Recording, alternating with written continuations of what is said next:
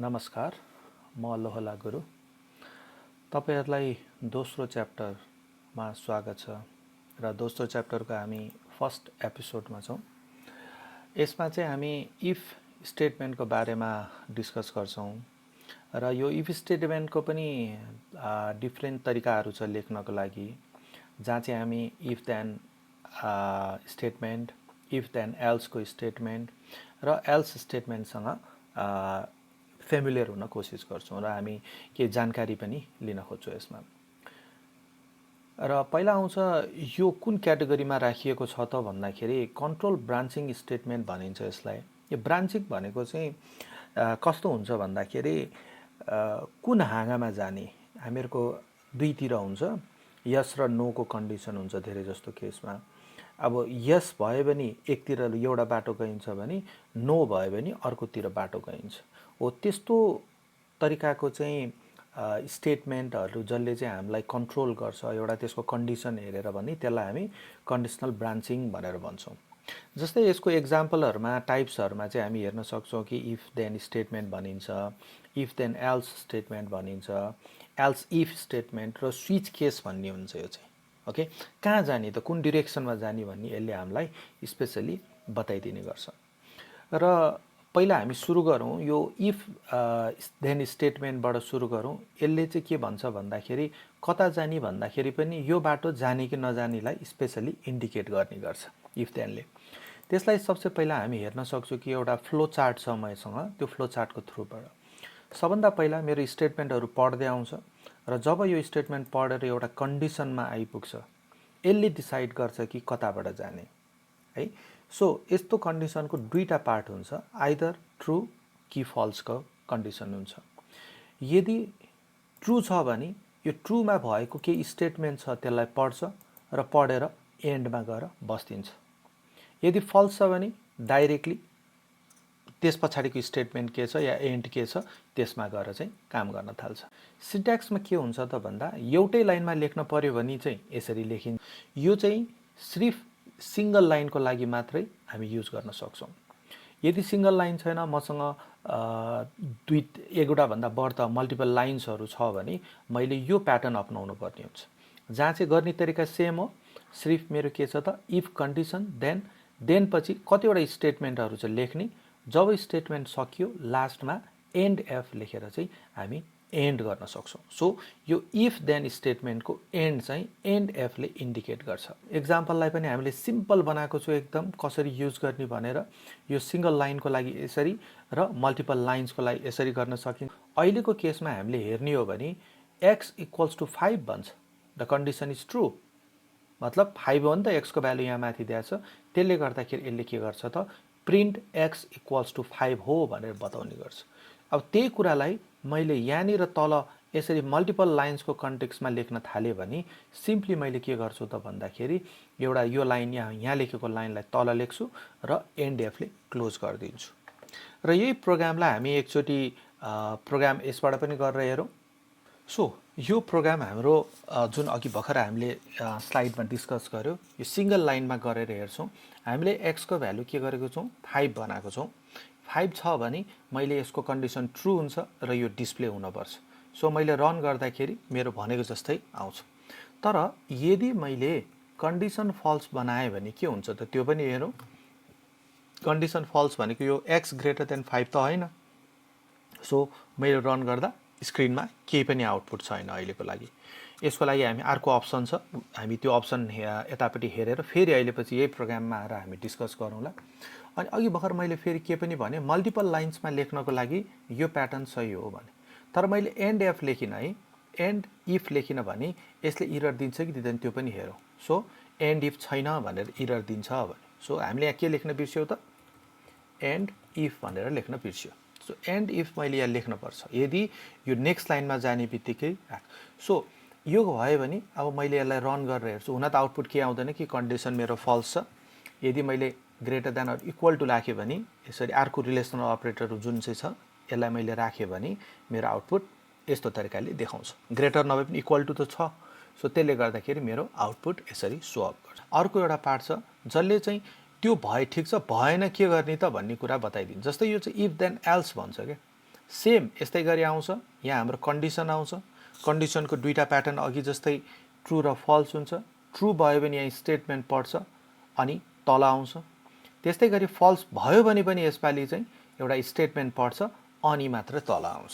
So दुईटैको लागि true भयो, यसको कन्डिसन ट्रु भएर म्याच गर्यो भने एउटा स्टेटमेन्ट डिस्प्ले गर्ने, म्याच गरेन भने अर्को स्टेटमेन्ट डिस्प्ले गर्ने। सो यसको सिन्ट्याक्स चाहिँ हामी यसरी हेर्न सक्छौँ। यहाँनिर यो सिन्ट्याक्समा चाहिँ कन्डिसन ट्रु भयो भने यो ब्लकमा रिड गर, यो कन्डिसन फल्स भयो भने यो ब्लकमा रिड गर्न पर्यो। सो त्यस्तै खालको एउटा प्रोग्राम बनाएको छौँ हामीले यहाँनिर। Enter the marks of student भन्यो, यदि यो गऱ्यो भने पास, भएन भने fail. Greater than or equal to 40 छ भने पास, भएन भने फेल। यही कुरालाई हामी एकचोटि उता प्रोग्राममा गएर पनि हेर्न सक्छौँ। हाम्रो प्रोग्राम यहाँनिर छ, कोसिस गरिरहेको छु र काम कसरी गर्छ एकचोटि खर्र हेरिहाल्नु। मैले एमको भ्यालु माग्छ, एमको भ्यालु इनपुट दियो भने यदि त्यो भ्यालु चाहिँ ग्रेटर देन अर 40 भयो भने यसले पास डिस्प्ले गर्छ, भएन भने चाहिँ फेल डिस्प्ले गर्छ। ल एकचोटि रन गरौँ अनि हेरौँ। ल यसपालि चाहिँ पासको लागि दिउँ। पास भनेको ग्रेटर देन अर 40 हुनुपर्छ। सो 50 मैले यसमा इन्टर गरेँ। सो मेरो रिजल्ट अहिले पास दियो। यदि मैले 40 भन्दा बिलो डाटा हालिदिएँ भने यसले फेल दिनुपर्छ। सो मैले 30 दिएँ, फेल आयो। सो यहाँनिर के हुन्छ त भन्दाखेरि यो कन्डिसन यदि सही भयो, ट्रु भयो भने यसले के डिस्प्ले गर्छ, पास डिस्प्ले गर्छ भने, सही भएन भने फेल डिस्प्ले गरिदिन्छ। सो अघि नै जस्तो कन्टेक्स्ट भयो, इफ देन जस्तो स्टेटमेन्ट, तर इफ देन स्टेटमेन्टमा के थियो त भन्दा कन्डिसन मिट भयो भने यो गर मात्रै भनेको छ, भएन भने के गर्ने भन्ने कुरा बताएको छैन भने यसले के गर्छ त कन्डिसन मिट भएन भने चाहिँ यसरी चाहिँ अर्को स्टेटमेन्ट पढ्न जाने भन्ने कुराहरू राख्न सक्छौँ। यस्तै खालको एउटा प्रोग्राम हामी फेरि गरौँ। एउटा मार्क्स लिउँ, एउटा कुनै नम्बर दिउँ। लेट्स टेक एउटा कुनै नम्बर दिउँ। इन्टर अ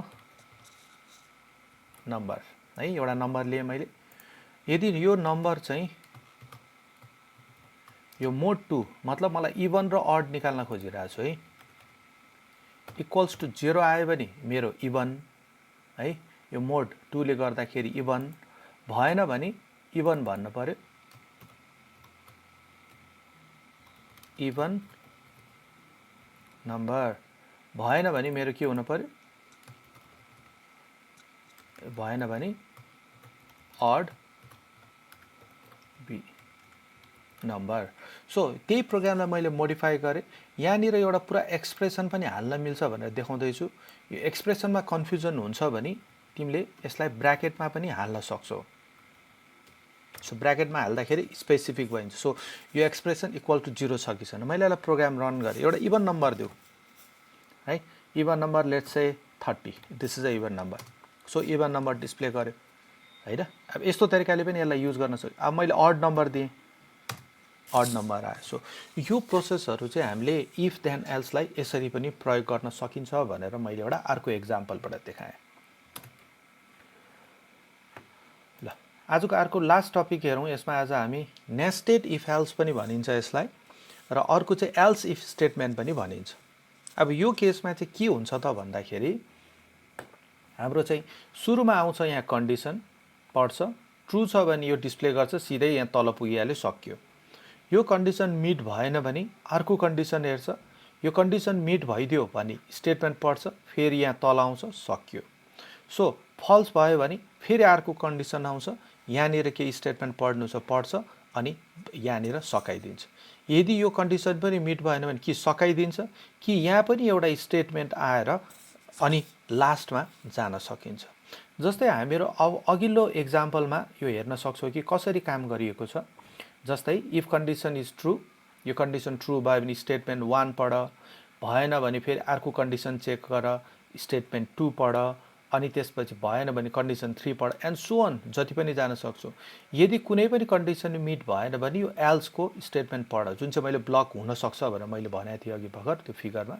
सो यसको लागि एउटा प्रोग्राम बनाएको छ, दुईटा नम्बर दिन्छ। त्यो दुईटा नम्बर मध्येमा चाहिँ यो ए ग्रेटर छ कि बी ग्रेटर छ कि अथवा चाहिँ दुईटै सेम छ त, त्यो हेर्नको लागि एउटा प्रोग्राम बनाएको छ यहाँनिर। सो यहाँनिर कम्पेरिजन गर्छ है। हामीले यसको लागि चाहिँ नम्बर लिएर हेर्नुपर्छ। So let's go to practical and try है त यो कुराहरूलाई।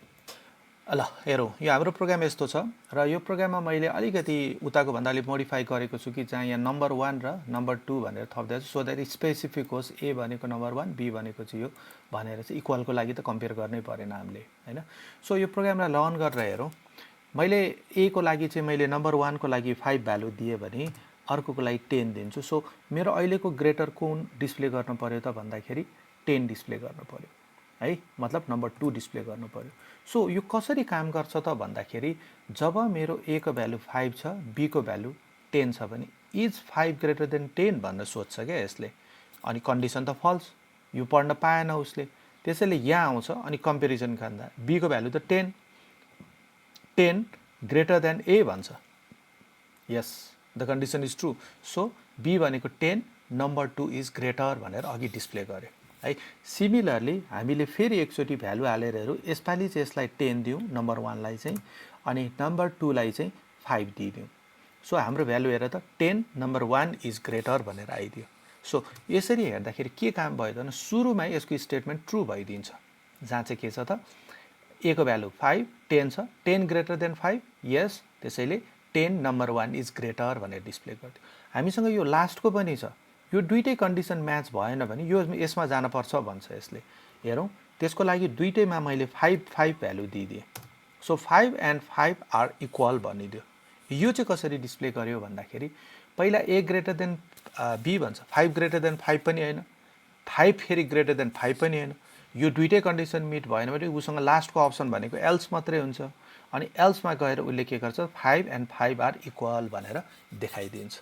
सो यसरी चाहिँ के छ त भन्दाखेरि हामीहरूको प्रोग्राममा चाहिँ इफ एल्स स्टेटमेन्ट यसरी हामी सिरिजमा जान सक्छौँ। यसलाई म पछि फेरि एउटा छुट्टै प्रोग्राममा फेरि अझ इन्हेन्स गरेर अझ अलि ठुलो तरिकाको चाहिँ म देखाइदिन्छु। ल आजको लागि यति नै। नेक्स्ट भिडियोमा हामी सेलेक्ट केसको बारेमा लिएर आउनेछौँ। Bye bye, see you again.